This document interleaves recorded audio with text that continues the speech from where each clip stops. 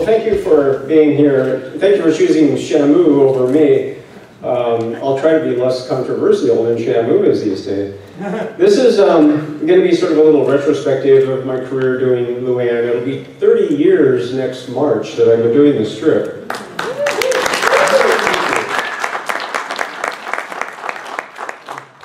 So let's jump in the Wayback Machine and set it for 1953, I think this is. This is my family. That's little me in the white suit. My dad was an electrical inspector for the city of Los Angeles. My mom was a housewife, as was common in those days, and she was a frustrated entertainer. My mom always dreamed of being a dancer, like a rockette in New York. And people commented on her resemblance to Judy Garland, and I think she thought that she, wanted to make a career in showbiz, but she got married instead and had a family. And then that's my brother. He's 6 years older than I am. And he, as you can see, is a big strapping athletic guy. Very outdoorsy, very athletic. He was the voted most popular in high school. He was the prom king. He was the quarterback on the football team. He was the pitcher on the baseball team. He was the track he was all around guy. And then there's me, sitting in my room, drawing cartoons. My mom wanted to live out her entertainment career through me. So I took piano lessons and tap lessons and wore a little white suit. And she even had me photographed, and I was entered in the Screen Actors Guild to do commercials and stuff. She thought I was going to be the next Mickey Rooney. And that never happened. I didn't have that in me at all. So there's a little family. I grew up in Burbank, not very far from Disney Studios, and I was born with the dreaded CD, the cartooning disease, which seems to afflict males more than females. Somebody asked once, why there are so few female cartoonists, and actually it was Betty who said, because women can't say anything in 3 little boxes. And that's probably the truth. Thank you, Betty, for giving me my one laugh line. So I spent a lot of time when I was little sitting in my bedroom drawing cartoons of Disney characters primarily. I was fascinated with all that, and I'd get on my bike, ride over the Disney lot, and sit out there by the gate and wait for Walt, to come out and hire me. And he never did. If he had seen this drawing, though, that would have changed everything. This is just to prove that I'm diverse. I can do ugly as well as cute. So these are drawings from when I was probably, 7, something in that range. I had a little, is it Walter Foster, those art books? Yeah. And I had one on animation. We probably all had that shows the walk cycle and how to do these things. And so I was really interested in animation, and I thought if I'm going to work at Disney Studios, I better bone up on the whole animation thing. So here's an animation I did. Now watch this. There we go. See that? That's like Pinocchio quality right there.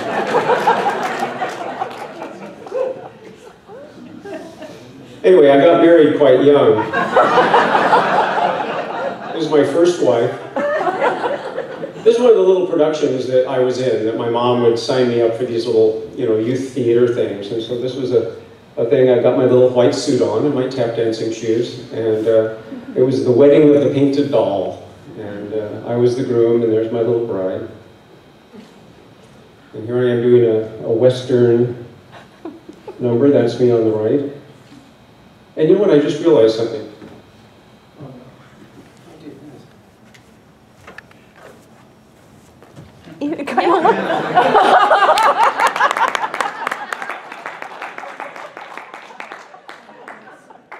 I haven't changed clothes in 55 years.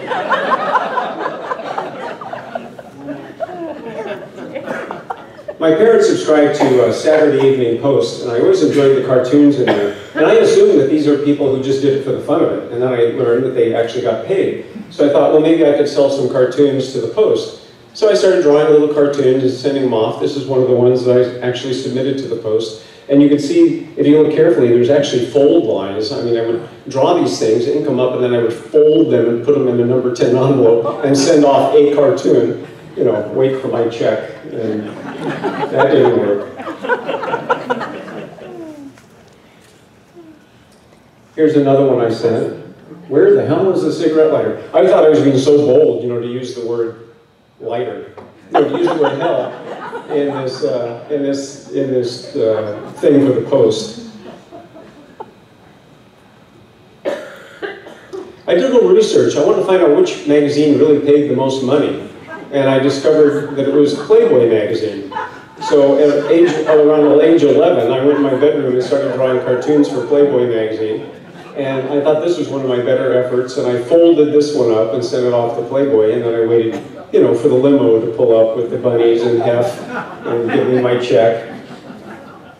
I think there was a problem with the spelling. I think that's why they rejected it. But the grass, I mean, just the grass alone was worth it, and the signature. Yeah. This is my second wedding. No, this is my high school prom. I was very shy. This was my first and only date in high school. I called this girl I barely knew. She was in one of my classes, and asked her if she would go to the prom and the all-night party with me. So you can imagine how comfortable that was. You know, it was hours not really talking because we didn't know each other. But I was always interested in cartooning, and then I discovered the idea of comic strips. I read an article about Charles Schulz, and that he owned a private jet, and I thought, well, I would like to have a private jet. So I like the idea of creating this world, you know, more than just writing gags that you're submitting and always trying to work that magazine thing. I thought, boy, a comic strip would be great. And I really admired Schulz, as of course we all did, in the Great Peanuts comic strip. And so I started developing ideas for comic strips. Now I realized this is a lot of work because you're doing something, you know, it's 365 days every day for the rest of your life. So let's keep it simple. So my first strip I came up with was this. It was just going to be two talking heads. You know, sort of the Laurel and Hardy thing, the skinny guy and the fat guy, and they were going to say something funny and witty every day. Like, gee, I sure am glad I'm left-handed, or right-handed. Why? Because I can't do anything with my left hand. Exactly. See, there's why this didn't go anywhere. You know, how many of these could anybody come up with? You know, maybe a dozen. Joe D'Angelo thought it was great, though. He sent me a contract right away. No, I'm kidding. No, I was still probably 12, 13 years old, 14 when I was doing this silly kind of thing, trying to come up with a comic strip. The trouble is, I didn't have any life experiences, and I didn't understand that it really needs to come from your heart, not just from your head. So here's one I did called Founding Fathers. And what is it? Well, here's the new corral, Captain. How do you like it? But there's no gate. How do you plan to get the horse in? You forget the horse knows how to jump. Again, yeah, thank you for confirming how crappy it is. Another topic I knew nothing about, being in the circus. So the Laurel and Hardy, you know, the skinny and the fat. And now, hold it, this time I'll read the intro and you dive. Go on. And now Jojo the Clown will dive into this vat of hot naked girls. Come down here.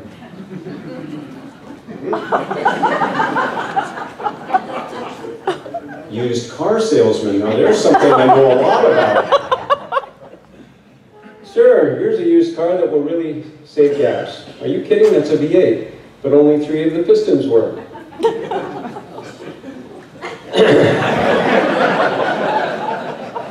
Life in the inner city, another thing a Burbank boy knows nothing about. Excuse me, are you going to jump? Yeah, why? Because my car is parked directly below you. It is? Which one is it? It's the blue MG. Oh yeah, I see it. Why don't you just move down a little, and then you'll hit that blue VW. What do you take me for, lady? Some kind of nut? That's my car. That one's not really, that's pretty bad. That's not bad. Yeah, I'll use that in Luann. two single women living together. I knew a lot about that, of course. So here we have, hey Margot, bring me another beer, will you? Honk. You're just lucky I've had 3 of these, otherwise I'd feel like coming in there and telling you off. My idea was 2 roommates who, there was one sort of conservative, uptight one and then one flamboyant type. And the character on the far right, I ended up using in my comic strip. She plays Margot Phelps, the counselor in the strip. So, you know, when you find a good character, you never want to throw them away. This strip I actually sent to Lee Salem at Universal, and he kept it for 18 years, and then asked for another batch. So I actually got to that 2nd round. And this is what I tell any aspiring cartoonist, if you're trying to get a comic strip going and you're sending it off. Really work hard on that 1st batch, but work even harder on that 2nd batch, because you've got to prove to them that, you know, you've got the chops to keep it going and you're not just a one-shot deal. So I sent in the 2nd batch, and I didn't apparently follow my own advice because they ended up passing on it. But it was the closest I ever came to getting syndicated. Meanwhile, I had gone into school teaching. I didn't know what to do with my cartooning and art interest, so I got a degree in art, and I got a teaching credential, and I taught high school art for several horrible years. I wasn't cut out to be a teacher at all. But I came up with this grumpy school teacher character, and I mail ordered to high school and junior high papers all around the country for several years, selling this strip for their little school paper. So this was called Fogarty, and it's just, you know, lame jokes about being a school teacher. And he's still in the strip Luann. Well, up until just recently, he's now leaving and he's retiring from teaching, and he'll depart from the strip. After teaching, Betty and I traveled, and then we settled in Colorado, and I worked at a radio station where they had this robot as a mascot, and it's a little radio-controlled robot. And Betty and I were wanting to come back to our home in California, and decided to buy a robot of our own, and I would hire out doing functions with this robot. And that's exactly what we did. We came here to San Diego, and I had my Maxwell the robot, and I went around and I did, well, I worked at Seaport Village, and I worked at the zoo, I worked conventions and trade shows, I worked the state fair up in California. I ended up buying a 2nd robot because I was so busy being booked all over the country doing these trade shows and stuff with the robot. I thought I could get another person to do it, but it was really hard to find an appropriate person to do this.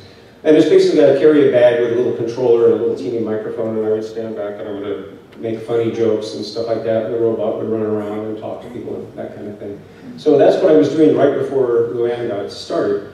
And I was still submitting strips. I mean, I only showed you a small sampling, thank God, of the horrible stuff I was sending out. The problem was, like I said, I was trying to fill a niche. You know, I was trying to think, let's see, there's nothing about clowns, or there's nothing about cops, let's, you know, that's what I was doing.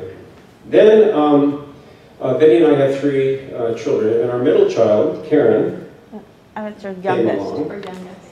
What? She's your youngest. I mean the youngest.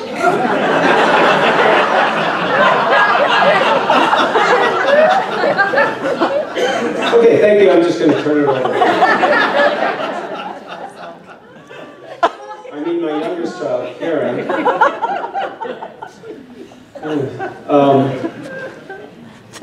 You might thought this has something to do with Playboy magazine, but it doesn't have anything to do with that. And to further, you know, just increase the humiliation, I'll have Karen stand up and just take a bow. Karen, hello. I notice she's dressed just like me. That was not intentional, believe it or not. No. And Karen was at that fun age with little girls where they want to mimic mom, you know, so Karen would put on Betty's jewelry and makeup and... What? I never wore an outfit like that. No, you didn't. That's not what Betty would wear. The idea is, so I'm looking for an idea for a comic strip, and here's this. And I thought, oh, I'll do a comic strip about, you know, a little girl, maybe a saucy little 6-year-old girl. You know, if I'd only given her an imaginary tiger, I would have really hit the jackpot. And then as I was working with it, I aged my character to 13 because I thought that's a much more interesting age. And that's what prompted Luann. And I started writing for Luann, and immediately I knew that I had hit it this time, because all the other things, it was a struggle, it was a strain. This was coming, you know, from my own family, from my middle daughter, from life experiences. So it was coming, you know, from my heart and not from my head. It wasn't a mechanical thing. And it made all the difference. I sent the strip out to 3 different syndicates, and I got 3 different positive responses, and was interviewed by different syndicates, and ended up going, what ended up with News America syndicate. It was that kind of funny, turbulent time there. And Luann began in March of 1985 in 78 newspapers. And now I'm up to 79.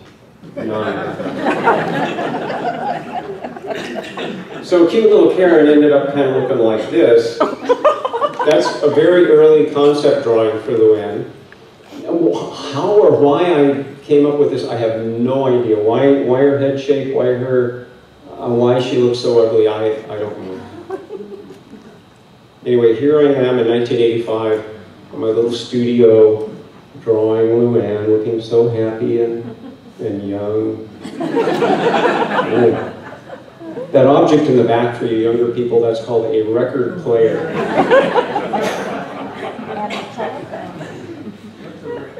Yeah, that's a record, yeah. This is the very first daily strip. Luann saying, why can't I have all my problems when I'm 18 and know everything? You know, I thought I would, you know, like I said, I loved Peanuts, and so I was doing the big heads on the small bodies. There were no adults in the strip early on. It was just the kids. And I was trying to come up with those great formats. You know how Sparky could do that? He'd have the kite-eating tree gimmick, or the kicking the ball gimmick, or the Lucy in the psychiatric booth. You know, he had these templates that he could always go to. So I thought I could do that too. And then, all I could ever come up with was this leaning over the bed talking thing, and that's about all I could ever create. I don't know how Sparky came up with these great things. But then one day I get this in the mail, a few years into the thing. Greg, this is very funny, signed Sparky. Just came in the mail, and I thought, oh my gosh, I finally arrived. My peers adore and admire me, this is great. And Calvin and Hobbes had started real close to the time that Luann began, and I thought, oh, this is a promising strip. I bought a Calvin and Hobbes book, and I sent it to Bill and asked him to sign it, and also asked if he'd like to swap originals. You know, I was doing this original swap thing. Dear Greg, thanks for the nice letter. Here's your book.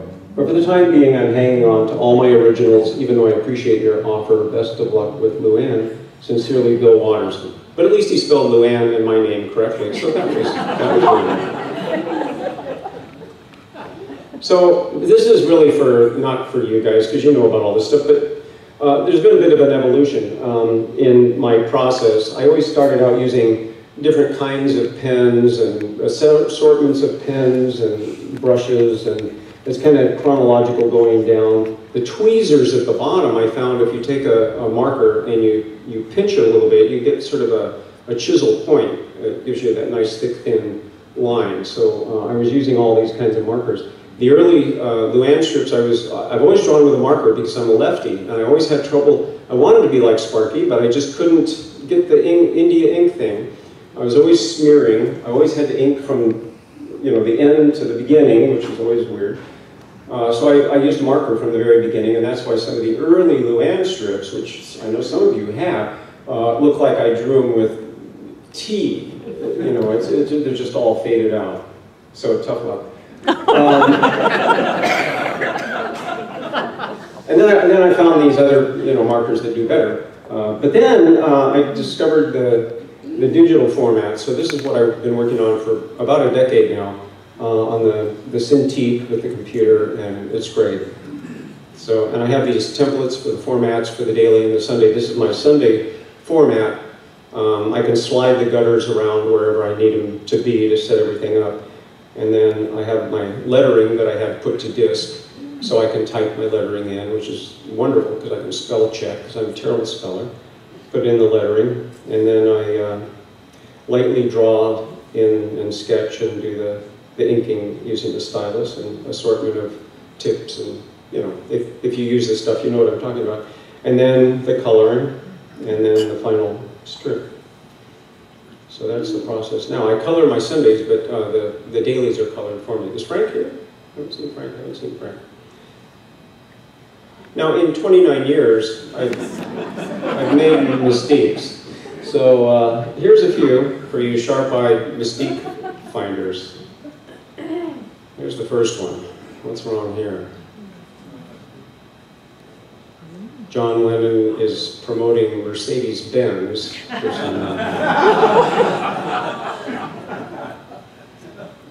And this is another Beatle error. For some reason, it's hard to see, but the poster behind Luann, 5 Beatles? What? How did that happen? I don't know. Weird. And any of you who do a strip, you know that sometimes it's difficult to keep the continuity and remember to draw everything in each panel so it's all the same. So this character lost his goatee between 2 panels. And this is a weird one. This is a little story I did where the girls kidnap Bernice, the girl in the middle, and they put a thing over her head and they tie her arms down. So she gets in the car and she's gesturing. And why doesn't she take the thing off her head?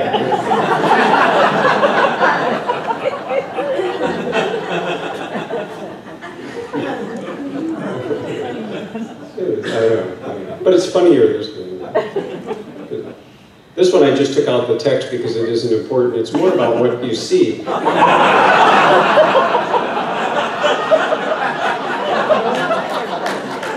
This is a story where they go to a Comic-Con and Luann is supposed to be dressed as a pad of paper and her friend Bernice is dressed as a pen. But moving on. This one I didn't know I had made a mistake until a reader pointed it out. I don't know how obvious this is, but he's actually on the right side. I just drew it wrong.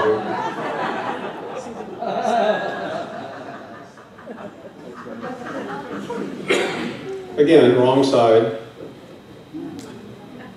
The car's on the wrong side of the street unless we're in London. But I'm not the only one who makes mistakes. Look at this. Here's Calvin and Hobbes. What's wrong here between these two? Yeah, unless maybe Calvin is ambidextrous. I don't know, but he's a lefty and then he's a righty. And then here's where Bernice is talking to her, subconscious, and she says, "No, I'm your subconscious." Okay. Somebody wrote and said, "Greg, how stupid are you? There's no such word as subconscious. There's the noun conscience and inner feeling, and there is the adjective subconscious, a part of the mind of which one is not fully aware. Go back to school." Thank you, Mr. Thompson. Didn't you ever have a special man in your life, Mrs. Horner? Oh, several, dear. I have one now, but none special enough to marry. So she's Mrs. Horner, but she never got married. All right.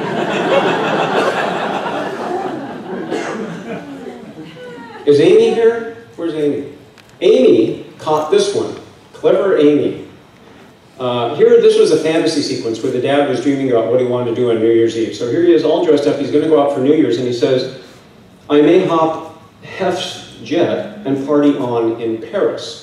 So I sent this in, and I get a call from Amy, and she says, "Do you know what's wrong with it? Do you know what's wrong? Can you figure this out?" Yeah, it's already happened in Paris. New Year's, if you're going to celebrate New Year's, you can't go to Paris. So we changed it to Honolulu. You got to go west.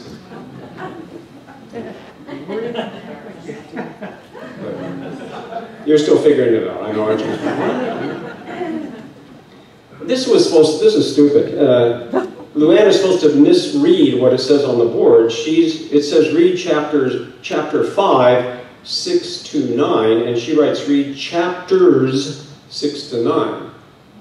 But why the hell didn't the teacher just write read chapter 5 to 9? Why chapter chapter 5, comma, 6 to 9. Makes no sense.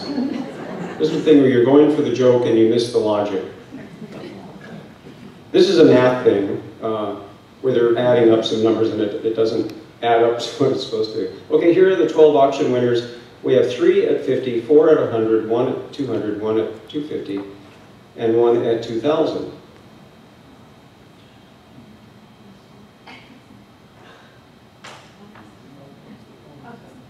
What's missing here? Did I miss the... Okay, so there's a mistake there. Add up to 12. It doesn't add up to 12. It's not 12. You said there's 12. Oh, that's what it was. Yeah, right. Okay. But you add them yeah. up and it's not 12. Yeah, okay. This one never leave the house without Betty. No, I thought this was kind of a sweet little strip. This is a Sunday I did, where the mom was saying, I am sick of your messy room. I want to clean now. Oh, jeez, I guess I'm not perfect until my room's tidy. I mean, could I be a more worthless, awful person? And the mom stops and she thinks of 3 different versions that Luann could be, and then she goes and gives her a hug, because there are worse things. So I get this. Dear Greg, today's message was absolutely perfect. I'm going to laminate it and give it a place of honor on my refrigerator. I love the strip. Thanks, and keep up the great work. Nice. Here is one former teen mother who will never read your comic strip again. In fact, I will be writing to all surrounding newspapers to express my disgust at your generalization of teen parents and to ask them to remove it. Way to go, Mr. Evans. You've made an already marginalized group feel worthless. So see, that's the danger. When you're putting your stuff out there, you get all kinds of responses. Oh, this is another issue of left and right-handedness. She bites the right hand and then she's holding up her left. Okay. That's it.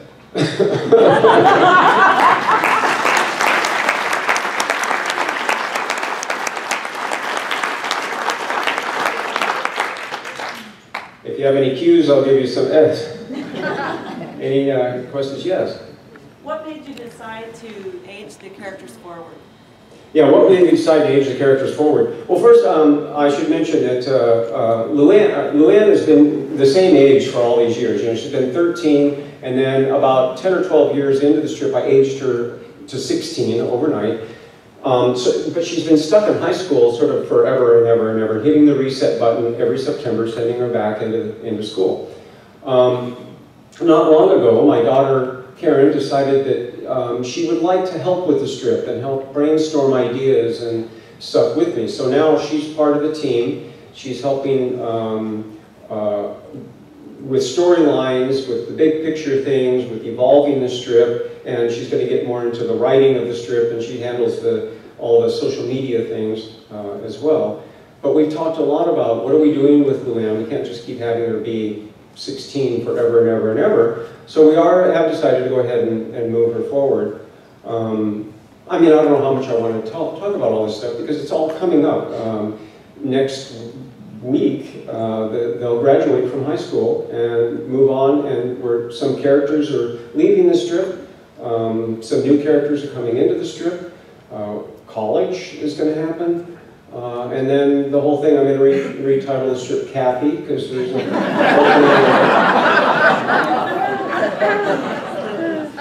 and about a single young woman who goes act all the time. Yeah. So what's your personal favorite storyline that you've worked on in the strip? Well, the one I'm most proud of all the storylines I've done would be the one where Luann has her first period. This was something I knew I needed to tackle at some time because I'm doing a strip about a teenage girl. This is a big issue in any teenage girl's life. And with the help of the syndicate, they were very, very good. It was King Features at the time. I came up with different ideas and we worked through them, and then we published the different, we had to send out alternate strips to papers ahead of time in case they didn't like the 2 weeks of having the period thing. But I did get a great response from that, mostly positive. I mean, some negative, you know, this kind of stuff doesn't belong on the kids' comic page kind of things. But I did get a lot of nice response from parents and school nurses who say, you know, these girls come in and they have no idea, no one's ever talked to them and they don't know what's going on, and how horrifying. And this was a great way to open that conversation up. So I'm real proud of that sequence. Amy? The question is, so this is a request to talk about the time you tried to kill off a character. The time I tried what? Kill off a character. Oh, kill off Aaron Hill. Yeah, oh yeah. Well, a close friend of our family and my daughter, how old were you? 13. 13 years old. And this girl was killed in a school bus crash in town. And it was devastating. And all the things that happened with my daughter, with our family, with that family, with all the kids at school, really struck me. And I had been doing Luann and this boy, Aaron Hill, that she was in love with and she adored. And I wondered if it would be interesting if maybe Aaron got killed, had some accident, and he died. So I actually wrote up this story in pencil form, and I sent it in. And I guess basically Amy said, no, we're not going to do that story. It was a little too grim, I guess, and I guess the feeling was we'd alienate and anger more readers than we would entertain with such a storyline. So we never did that. But I still have those pencil things and stashed away, so maybe sometime another character will. Yeah. Yeah. And now Aaron is out of the strip and he's long forgotten anyway, over in Hawaii. Any other questions? Kathy? Rose struck me as somebody that keeps sort of the same work schedule. Is that really true? Like you clock in, clock out, and then live life? Or are you on it all the time? Are you on a schedule? Am I on schedule? On a clock? Yeah, she's asking that you seem like the kind of person who works on a routine. Is that true? Do you have Oh. a schedule? You mean, am I like you? Not at all. No. Imagine what you do, I'm the other. Yeah, I've always been very paranoid about getting behind, so I actually stay ahead of my head. So I always stay ahead. And then I just stay there and forget that I'm ahead so that I don't drift behind. And I'm real disciplined about that. Do you like write on certain days, draw on certain days? Oh, I don't do it that way. No, not really. No, that part is pretty much in flux. Yeah. Yeah. Have you ever gotten behind for some reason or another? Have I ever gotten behind? Yeah, one time we bought a motorhome, and the kids, it was summer, and we got in the motorhome. We did a big, giant 3-month trip around the country, and I had worked ahead. I thought I had it all figured out, but somehow I got mixed up, and because you can see, I get mixed up. And I got a call from the syndicate. We were still about a week out, and they said, "Where's your stuff?" So we hightailed it home so I could get some stuff out. But that's the only time in 29 years. Yeah. Not Kathy again. Yeah, okay. Your hand, I think you're, go ahead, go ahead. Either one. Don't fight. How do you fit in the musicals in the time of that? And how are you? I'm sorry, what? Musicals. How do you fit Musicals. in time for your musicals? Oh, how do I fit in time for music? Yeah, I've written a few musicals. I have sort of rudimentary piano skills, and of course I can tap. But and I've always loved the musical format. And so somebody asked me once, "Why don't you write a Luann musical?" So I wrote a Luann musical, and it was well received. And now it's with a publisher, and so they're hopefully getting it out there. And then I wrote another show called Wrinkles about, getting old. And now I have a new show called A Boy and a Girl, and then I have another one for kids. So it's sort of a fun thing, and I just kind of squeeze it around the other stuff. Susie, did you have a question? Well, I was going to just make sure that you had spoken about your musicals and your theatrical, because it's really quite exceptional the way you can take a comic strip and then flesh it out and have them dance around and sing and tell their story in such animation. And also, just over the years, how you have stretched Luann out, but you have let not only Luann, but Brad go from ugly kid to kind of handsome, cute guy. And now, I guess what I'm really saying is I can't wait to see what you're going to come up with next. Well, thank you, Susie. I'll give you your $20. David. I guess this is an obvious question. Why has Betty not received credit in the script? In the script? I don't know, should she get credit? Yeah? Oh, okay. Thank you, David. I'll give you the 100. Oh, you get 100. Yeah? How were you able to hold on to those old cartoons from when you were such a little kid? I mean, through life you just lose all these things. Yeah. Yeah, it was kind of a miracle because my parents threw away so much stuff when they downsized, you know, as all people do, to a motorhome. And she just kept one little envelope of my old stuff. So I have that early stuff. It's great to have. Yeah, yeah. Kathy? How much do you communicate with the people who read your script?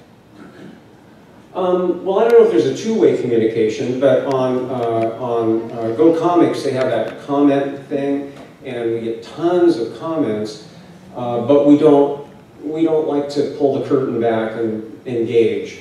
So there's a Luann Facebook fan page where we post things, and Karen will post a little something now and then. But other than that, no, I'm kind of a, you know, I like to keep that distance. Some strips that works well with. I know Stefan Pastis does that a lot, but then his strip is that kind of thing. Mine is more pretending it's a real world, and so I don't want to talk about the fact that it's not. You know. Anybody else? Are we done? Are we good? Are we? Okay, thank you very much.